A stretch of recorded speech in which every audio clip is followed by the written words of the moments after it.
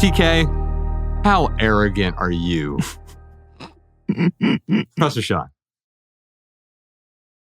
How arrogant are you to think that you deserve to go through life with no one ever saying anything that you don't agree with or like? So TK sent this to me and Ryan last week, and I said this would be a perfect talk aboutable. If you're just listening to the audio version of this, it's just a video of Ricky Gervais, and it's really, what is this video even about, TK? It's about the phenomenon of being offended. I am offended by that joke you just made. And this is a comedian talking about the efforts to censor comedians or cancel comedians or shut down their careers because someone is offended by a joke they made, which is a definite development, right? Because comedy is probably becoming increasingly more safe, increasingly more delicate, increasingly more diplomatic and PC, because many comedians, many people, period, are just afraid to say what they really think or afraid to say something that they consider to be funny because someone's going to say, I'm offended. And that might be all it takes to bring about an end to their career. And what he's saying here is that it's arrogant to think that no matter who you are, you can go through life and not have to deal with the fact that there are people who will disagree with you or see the world in ways that are offensive to you. That's a part of life. And some of the responsibility belongs to us to come up with a robust, healthy mechanism for how we are going to deal with the fact that we are offended by things that other people believe. Because you can't erase that, and you can't pass any kind of law or policy that magically transforms people's hearts and causes them to think of us or feel about us in the way that we want them to think and feel. Yeah. Yeah. I mean, for me, anytime I get offended, my knee-jerk reaction is not to be like, oh, you can't say that or you can't do that, and I'm offended, and let me project all of this, offense that I'm feeling. It's more about, my knee-jerk reaction being, why does this offend me? Like, is this something that I need to be offended over?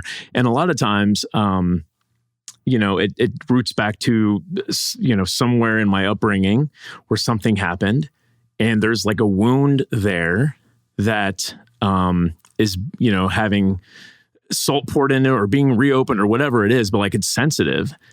And instead of me saying, oh, well, I have a wound there, don't touch that. It's more about like, how can I heal that wound? How can I, how can I toughen up and be a man? I'm just kidding.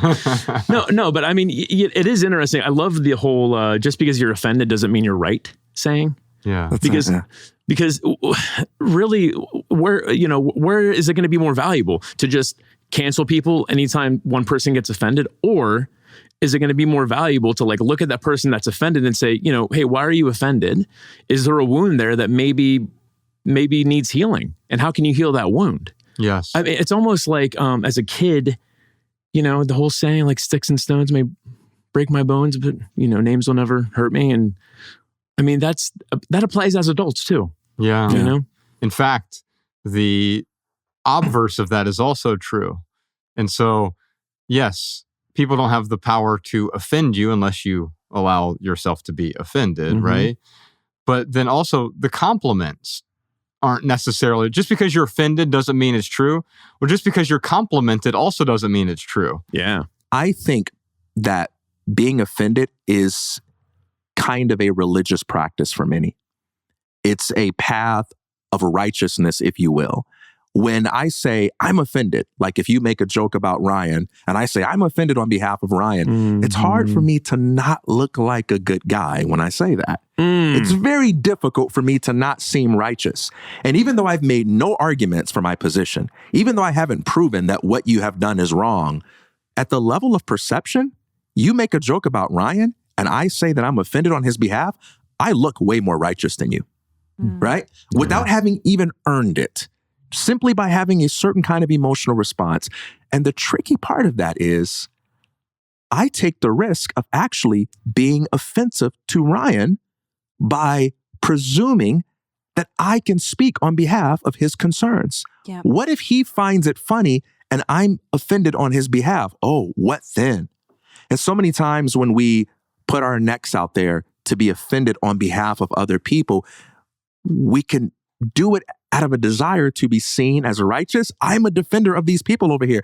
But have you taken the time to talk to these people first? Because there's a big difference between being a voice for people who do feel offended, but are too afraid or powerless to speak for themselves, and being a presumptuous person who, in an act of self-righteousness and virtue signaling, says, I'm going to declare myself to be offended on behalf of this group of people that I would never go around because I don't like the way they look. I don't like the way they smell. I'm scared to go through their neighborhoods, but I'm offended. Designate me as the righteous one. Nah, you got to earn that. You got to earn that righteousness. And it's possible that you might be correct when you say I'm offended, but we need more evidence than just that. Did you enjoy this standalone Patreon highlight? If so, you can listen to full episodes of the Minimalist Private Podcast, available exclusively on Patreon. Visit patreon.com/theminimalists or click the link in the description. Your support keeps our podcast and YouTube channel 100% advertisement free.